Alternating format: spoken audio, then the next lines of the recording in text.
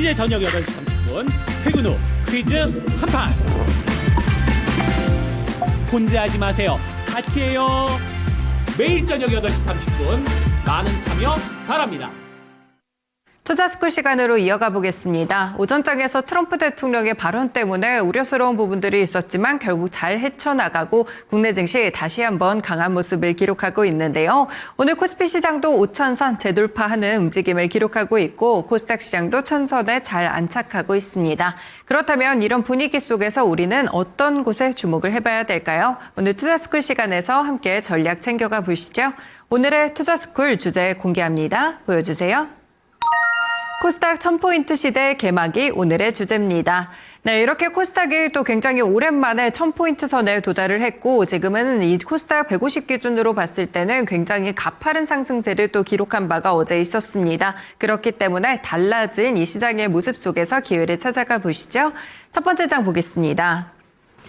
네, 먼저 코스피 시장의 경우에는 5,000포인트를 도달한 이후에는 이번 주 내내 좀 관망세가 지속되는 듯 보였지만 오늘 다시 한번 5,000포인트를 재돌파하는 움직임 속에서 강하게 움직여주고 있고요. 코스닥 시장의 경우 2022년 1월 5일 이후 4년여 만에 1,000포인트를 돌파했습니다. 어제 종가 기준으로 코스닥 지수 7% 이상의 급등세를 기록하기도 했었고요. 어제는 올해 첫 매수 사이드카가 발동됐습니다. 코스닥 150 기준 선물 가격이 6% 이상 상승하고 현물지수 가격이 3% 이상 올라가는 부분이 1분 이상 지속됐을 때 매수 사이드카가 켜지게 되는데요. 어제 장은 이를 충분하게 이 조건을 만족시키는 모습들이 있었습니다. 그 안에서 좋았던 섹터들을 보시면 바이오텍, 로봇, 그리고 2차 전지가 동반해서 강세를 기록했었고요. 이 코스닥 시장은 닷컴 버블 이후 최고가를 터치를 했습니다. 이 코스닥 150 기준으로 봤을 때 역대 2위의 상승 탄력을 기록했다는 점이 특징입니다. 다음 장 보시죠. 네, 전반적으로 봤을 때 이 섹터별로 코스닥 시장에서 특징적인 흐름들을 체크해 볼 수가 있겠는데요. 먼저 첫 번째로는 바이오입니다. 기술 이전과 비만 치료제 종목들 위주로 이 바이오 종목들 계속해서 상승세를 기록하다가 최근에 알테오젠과 관련된 잡음이 생기면서 약간의 하락세가 있었지만 다시금 회복하는 모습이고요.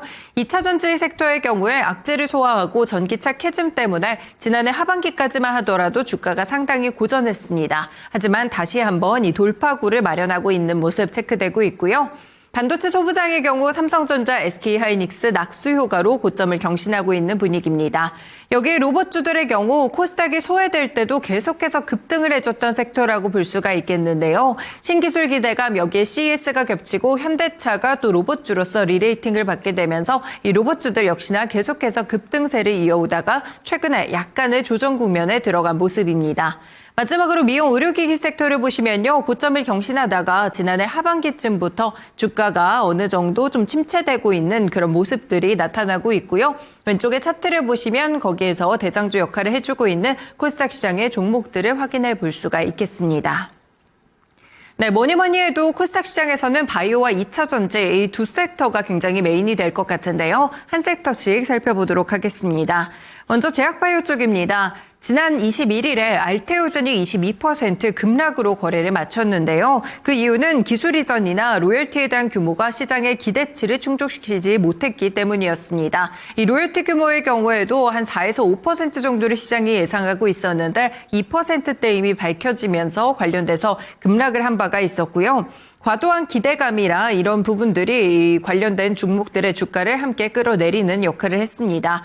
하지만 증권가에서는 천반연된 기업 가치가 재산정되는 과정이다라고 보면서 구조적으로 성장 논리가 훼손된 것은 아니다라고 평가를 주고 있습니다. 그렇기 때문에 이제는 검증된 R&D 역량이나 글로벌 기술력, 임상 후기 파이프라인을 중심으로 접근하는 전략이 여전히 유효하다 바이오 업종에 대해서 평가하고 있습니다.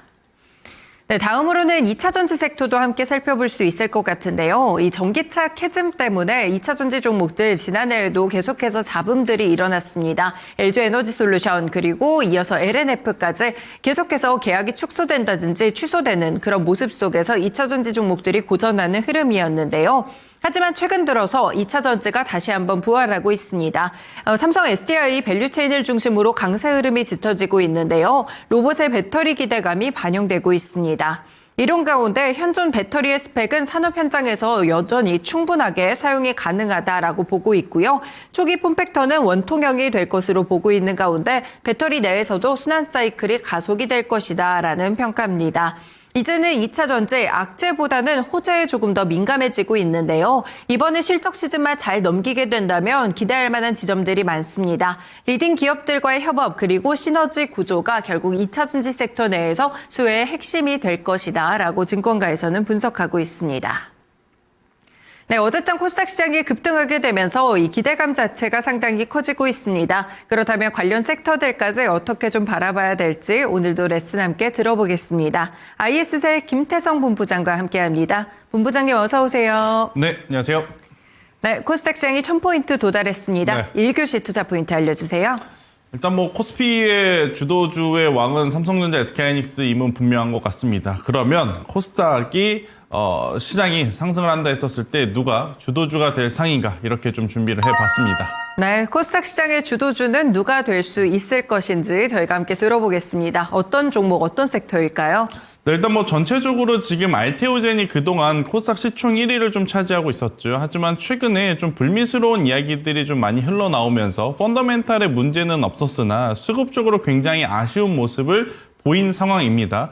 더군다나 알테오젠 같은 경우에는 지금 코스피 이전 상장을 앞두고 있죠. 그러다 보니 만약 이 코스닥에서 알테오젠이 떠나게 된다면 그 빈자리에 누가 들어갈 것인가 굉장히 많은 기대감을 안고 있는 상황인 것 같습니다. 그렇다 보니 알테오젠 그 다음으로 대규모 수출 어떻게 보면 규모가 큰 ABL 바이오를 시장에서는 좀 점찍어 둔 것이 아닌가라고 생각이 들고 있고 이건 저만의 그냥 개인적인 생각이 아니라 최근에 여러분들이 그 보고 계시는 바이오 ETF의 구성 상품들을 보시면 알테오젠의 비중이 지난주 대비 이번 주 많이 줄었습니다.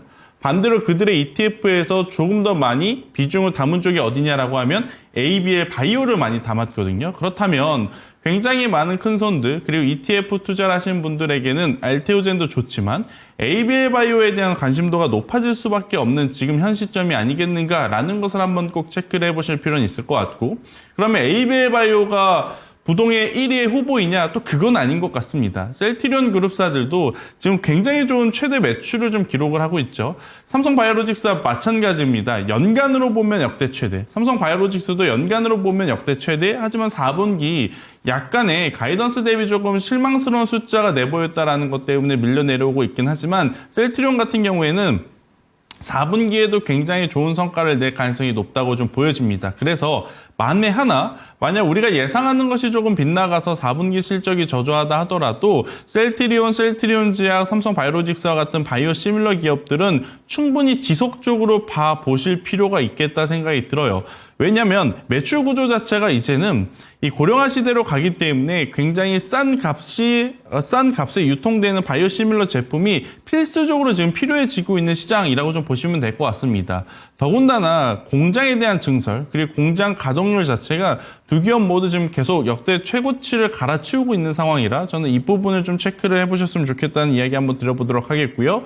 일단 제약바이오 이야기만 할 수는 없을 것 같아요.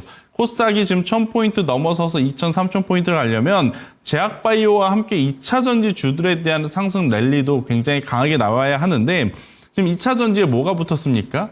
로봇이 살짝 묻다 보니 로봇과 관련한 2차 전지에 대한 내러티브가 굉장히 긍정적으로 작용이 되고 있는 상황이라고 좀 보시면 될 것 같습니다. 하지만 지금 전 세계 로봇 시장의 1위가 중국이죠. 중국이 전고체를 탑재를 하니 우리나라도 추후에 전고체 배터리를 탑재할 가능성이 높다고 여겨지는 겁니다. 그래서 만약 로봇에 대한 내러티브를 가지고 본다면 전고체를 보시는 게 맞을 것 같고요.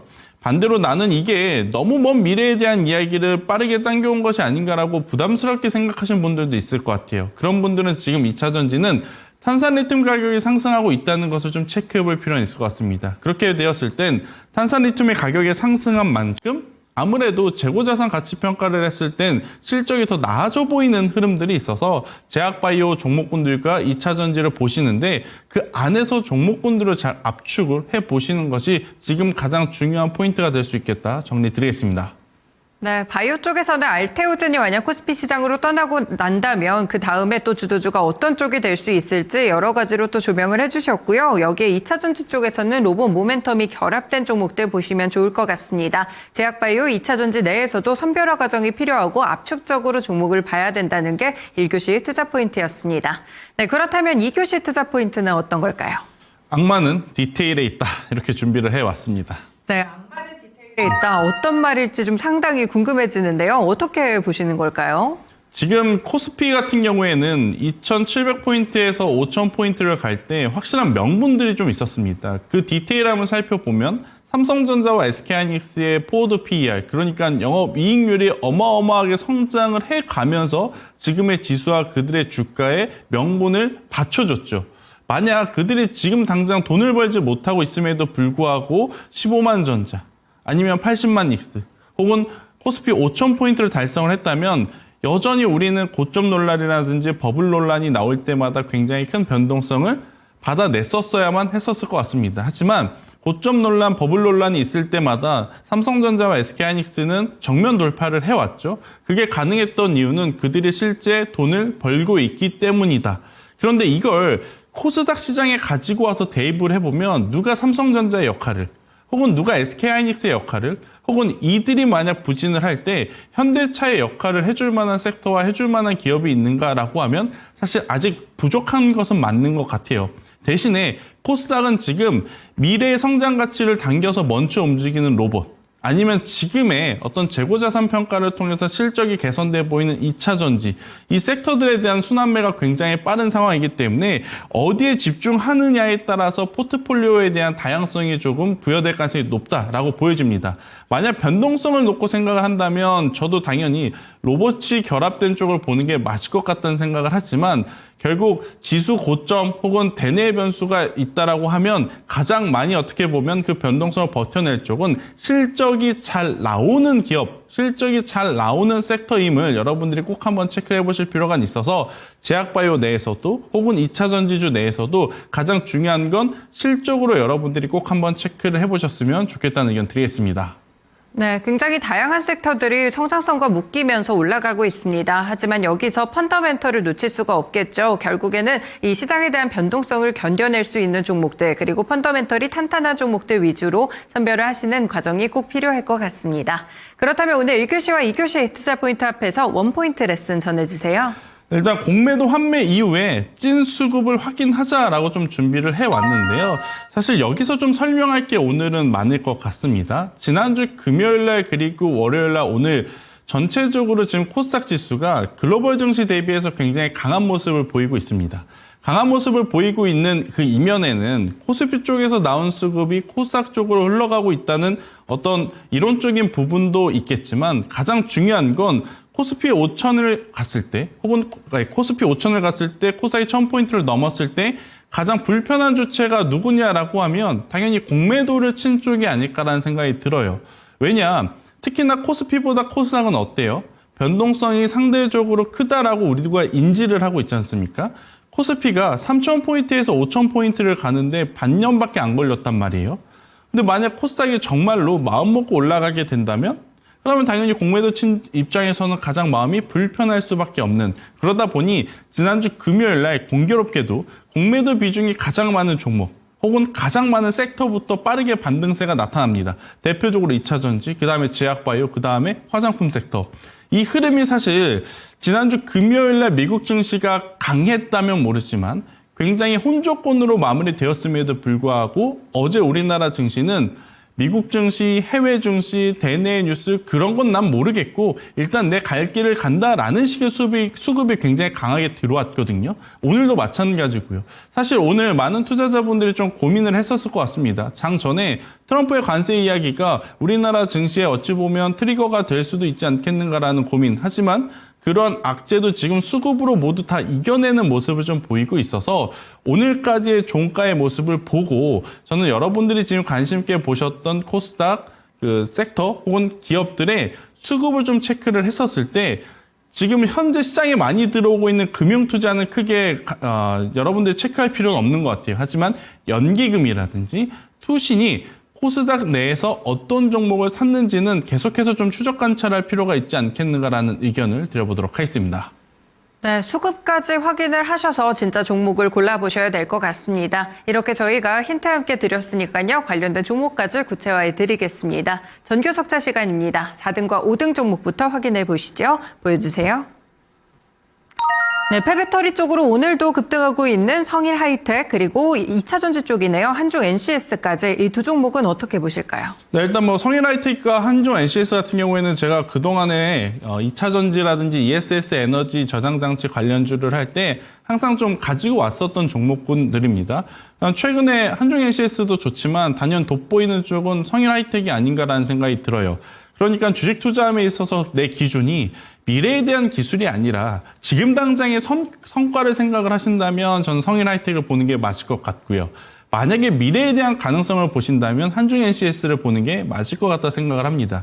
그 이유는 뭐냐면 이제 한중 NCS 같은 경우에는 ESS 에너지 저장 장치 쪽에 대한 매출, 뭐 실제 너무 먼 미래는 아니지만 그래도 속도감 있게 올라오고 있지 않는 상황이라서 수요에 대한 부분을 좀 체크를 해야 되는 상황. 하지만 성일 하이텍 같은 경우에는 어떻죠? 지금 이 탄산리튬 가격이 올라가게 되면 성일 하이텍처럼 재고 자산을 많이 가지고 있는 기업에게는 굉장히 유리하다라는 겁니다. 그러니까 ESS 에너지 저장 장치는 조금은 더 먼 미래. 하지만 성일 하이텍은 지금 당장의 성과라는 것을 비교를 했었을 땐 투자자들이 어떤 부분을 더 중요하게 보느냐, 중점을 두느냐에 따라서 이 종목의 선택의 방향이 좀 달라질 것 같다라고 좀 말씀드리도록 하겠고요. 두 기업 그런데 모두 저는 긍정적으로 볼 필요가 있지 않겠나라는 의견을 드리도록 하겠습니다. 네, 성장성과 더해서 확실하게 좀 실적이 눈에 보이는 그런 기업들의 이 주가로 그대로 반영되는 모습 속에서 성일 하이텍 그리고 또 한중 NCS까지 들어봤습니다. 다음으로 3등 종목 넘어가 보겠습니다. 보여주세요. CDMO 기업입니다. ST팜도 주가 흐름 상당히 계속해서 고점으로 가고 있는데 이 종목은 어떻게 투자 포인트를 잡을까요? 네, 지금 제약 바이오를 나눈다면 두 갈래로 나눌 수 있을 것 같아요. 바이오 시밀러 쪽, 그러니까 숫자를 보면서 투자를 할 수 있는 쪽과 임상 파이프라인 쪽, 여기도 또 마찬가지로 미래에 대한 성장 가치를 보면서 투자를 하는 쪽. 사실 주가적인 측면에서 보면 더 큰 기대 수익을 낼 수 있는 건 임상 파이프라인 쪽이 아닐까 싶어요. 뭐 알테오젠, 에이벨바이오 아니면 D&D 파마텍 그리고 올릭사 같은 기업들이 포진되어 있으니까. 하지만 지금 그들의 어떤 시세가 굉장히 부담이 되는 것도 사실이거든요. 반대로 만약 ST팜과 같은 기업들의 위치도 부담이 됐다면 둘 중에 누구를 선택하냐라는 질문에 저는 임상 파이프라인 쪽을 선택을 했었을 거예요.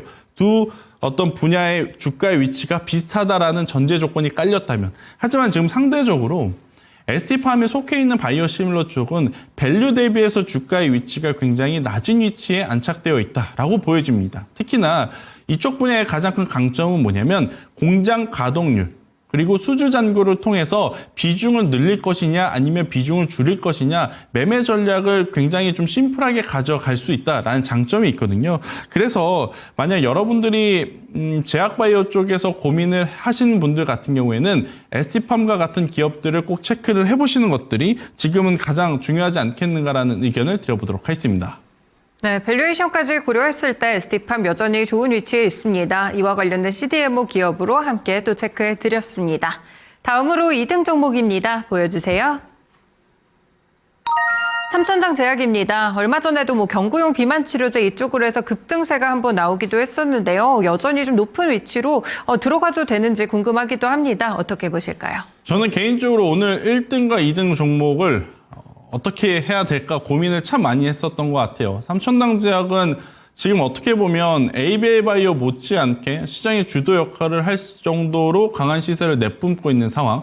더 이상의 물음표는 없다라고 표현을 드리고 싶습니다. 그동안 삼천당 제약은 아일리아 바이오시밀러 그리고 저만제 시장에서는 독보적인 지위를 가지고 있었는데 에스페스 플랫폼이라고 하는 경구용 전환 플랫폼에 대한 많은 분들의 의구심이 좀 있었어요. 하지만 이번에 기술 이전에 대한 이야기와 함께 이 불신들을 한 번에 좀 잡아주는 역할을 했다 생각을 합니다. 그러다 보니 삼천당 제약이 지수보다 지금 아웃퍼폼하고 있고 그 어떤 제약바이오 기업들 내에서도 가장 높은 지금 상승률을 보이고 있는 이유가 아닐까 싶습니다. 그래서 현재 구간에서 사실 공격적으로 쫓아가자라는 이야기를 드리기가 참 조심스러워요. 하지만 보유하고 계신 분들은 저는 빠르게 매도하실 필요는 없을 것 같고요. 만약에 관심 있으신 분들 같은 경우에는 37만 원 부근까지 기다렸다가 조정이 나오게 되면 그때 접근을 해도 굉장히 좋은 기업일 수 있겠다 이렇게 설명을 드리겠습니다. 네, 의문점을 없애주고 있는 기업입니다. 삼천당제약 약간의 조정 국면에서 들어가셔도 여전히 좋을 것 같은 종목이고요. 갖고 계신 분들은 너무 빠른 매도 포지션 정리하지 않으셔도 될 것 같습니다. 대망의 1등 종목 알아보겠습니다. 보여주세요. 네, 셀트리온 제약입니다. 조금 전에도 셀트리온 그룹주들도 바이오시밀러 이쪽 강조 주셨는데 셀트리온 제약은 어떻게 보실까요? 셀트리온과 셀트리온 제약은 같은 식구입니다. 그런데 이제 셀트리온은 해외 쪽을 좀 담당을 하고 있고 셀트리온 제약은 국내 쪽을 담당을 하고 있는, 원래 만약 정상적인 시장이라면 셀트리온이 상대적으로 더 많이 가야 됩니다. 근데 지금 화면에 보시면 여러분들 셀트리온 제약이 지금 3% 갈 때 셀트리온 같은 경우에는 오히려 약간의 조정세를 좀 보이고 있어요. 그 이유는 뭐냐? 지난주 금요일부터 오늘까지 시장의 어떤 펀더멘탈 때문에 수급이 들어온다라기보단 일단 코스닥에 포함되어 있는 대형주들을 시장에 픽했다라는 겁니다. 그래서 셀트리온 제약이 안 좋음에도 불구하고 올라간다 그 이야기를 드리고 싶은 게 아니라, 원래 순서라면 셀트리온이 먼저 움직이고 그 다음에 셀트리온 제약이 움직여야 되는 게 맞지만 지금은 시장의 수급의 특이 현상, 이상 현상 때문에 셀트리온이 먼저 가도 이상하지 않다라고 좀 설명을 드리고 싶어요. 가격적인 전략을 좀 먼저 드려보면 6만 원이라는 가격대 밑으로 내려오지 않는다면 저는 계속해서 보유 혹은 분할 매수를 통해서 비중을 늘려가도 괜찮다라고 보여집니다. 그리고 만약 상승을 하게 된다면 저는 9만 원이라는 가격대 혹은 이 가격대를 돌파를 하게 되면 10만 원이라는 가격대까지 높게 봐도 괜찮은데, 제가 왜 목표가를 이렇게 높게 잡을 수 있냐면 3박자가 딱 맞다라는 거죠. 지금 위치에서 사도 전혀 부담되지 않는 밸류, 그리고 연간 최대 매출은 여전히 이어지고 있다는 것. 그리고 세 번째, 가장 중요한 겁니다.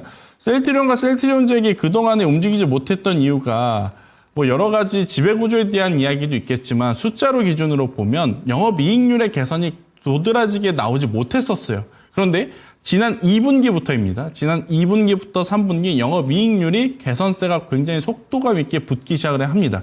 그러면 주가가 올라갈 만한 명분이 생겼다라고 보여질 수 있겠죠. 그래서 저는 오늘의 1등 종목으로는 셀트리온 제약을 여러분들이 꼭 한번 체크를 해보는 것도 도움이 될 수 있겠다는 의견 드리겠습니다.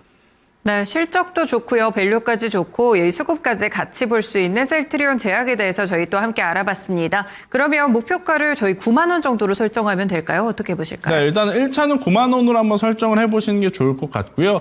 만약에 9만 원 돌파를 하게 되었을 경우에는 사실 그 다음 레벨은 10만 원으로 보지만 저는 개인적으로 만약 그 시기에 코스닥 지수의 랠리가 제약바이오로부터 나온다? 그러면 목표가를 10만 원 그 이상 봐도 괜찮다. 대신에 이제 언제 그러면 매도를 해야 될까요? 라는 질문에는 지금 투자 포인트는 뭐예요? 영업이익률의 상승세잖아요. 영업이익률이 꺾인다면 그때는 비중을 줄여야 되지만 그렇지 않다면 조금은 더 들고 가도 괜찮다는 전략을 드리도록 하겠습니다. 네, 영업이익률이 포인트였습니다. 3박자가 잘 맞아 들어가고 있는 셀트리온 제약 조금 목표가 높게 9만 원으로 1차로 설정해 드리도록 하겠습니다. 오늘 말씀 여기까지 드릴게요. 고맙습니다. 네, 이렇게 투자스쿨 시간이었고요. 오늘은 IS세 김태정 본부장과 함께 코스닥 1000포인트 돌파 이후에 종목과 전략까지 알아봤습니다. 어제장 내드렸던 숙제 정답 함께 보시죠. 마지막 천스닥 언제였을까요? 정답 공개합니다. 2022년 1월이었기 때문에 거의 4년여 만에 천스닥을 돌파하고 있습니다. 오늘도 숙제 내드리겠습니다. 코스닥 레버리지 ETF 투자를 위해서 거쳐야 되는 과정은 어떤 걸까요? 1번 환전, 2번 공인인증서 등록, 3번 금투역 사전교육 이수입니다. 내일까지 숙제 꼭 해오시길 바라겠습니다.